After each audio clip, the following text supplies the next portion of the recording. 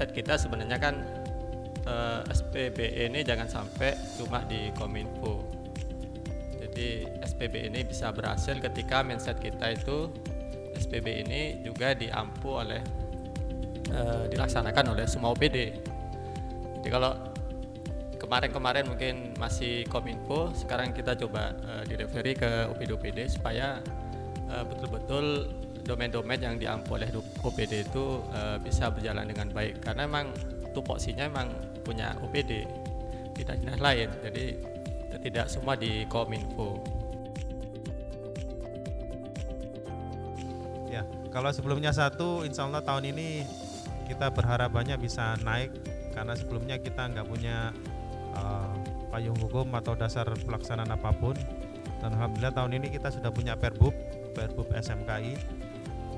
Jadi harapan kami dengan Perbub SMKI yang sudah kita punya itu, kita bisa mendapatkan nilai minimal 3 di situ.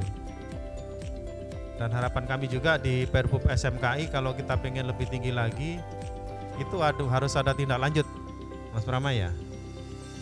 Jadi kalau kita punya Perbub SMKI yang mengatur manajemen keamanan informasi untuk Pemkap, harapan kami di masing-masing OPD kalau kita pengen naik juga punya mungkin keputusan kepala OPD terkait masalah manajemen keamanan informasi di masing-masing OPD.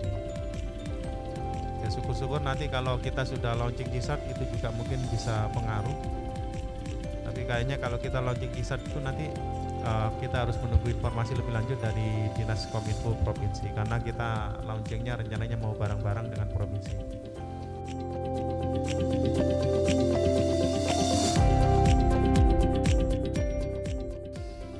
Perlu saya jelaskan terkait manajemen aset. Saya bicara aset dulu karena nanti bisa lebih mengerucut kepada aset TK. Kita ini sekarang di bidang aset khususnya dan Kabupaten Sampang umumnya sudah akan beralih menggunakan aplikasi EBMD. Jadi aplikasi EBMD ini aplikasi yang sudah mendapatkan rekom dari Kemendagri, dan EBMD ini juga nantinya akan terintegrasi dengan SIPD. Karena apa? Tentunya SIPD terkait anggaran itu sudah bagus, cuman asetnya ini yang masih perlu kita tata.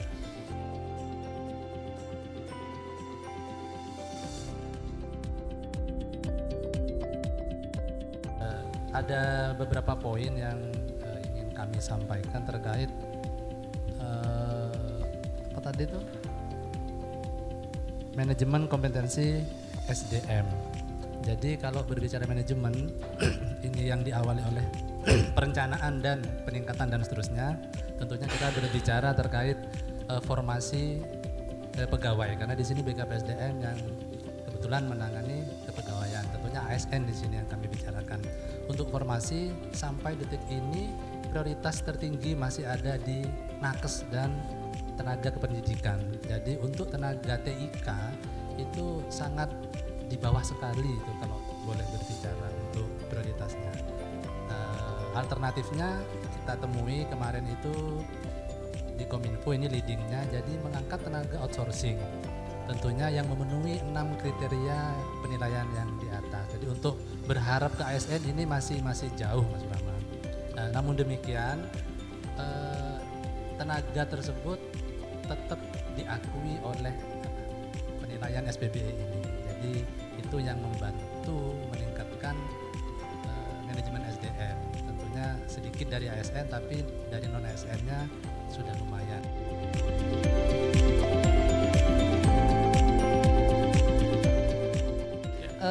Kalau saya boleh menyampaikan untuk yang pelaksanaan manajemen risiko SPBE, Bapak, kami sudah menyusun penyusunan pembentukan manajemen risiko tingkat Kabupaten Sampang, tapi tidak spesifik terhadap SPBE. SPBE itu adalah salah satu yang kami jadikan satu jenis risiko gitu, Pak. Tidak menjadi khusus di perbuknya itu menyatakan manajemen risiko SPBE. Tapi seandainya pun di sini meminta di SPBE ini indikatornya minta kita melakukan manajemen risiko SPBE, yang perlu saya tanyakan ini prosesnya apakah akan sama dengan kita meminta manajemen risikonya OPD pada kegiatan atau bagaimana? Itu mohon petunjuk Bapak untuk yang manajemen risiko SPBE.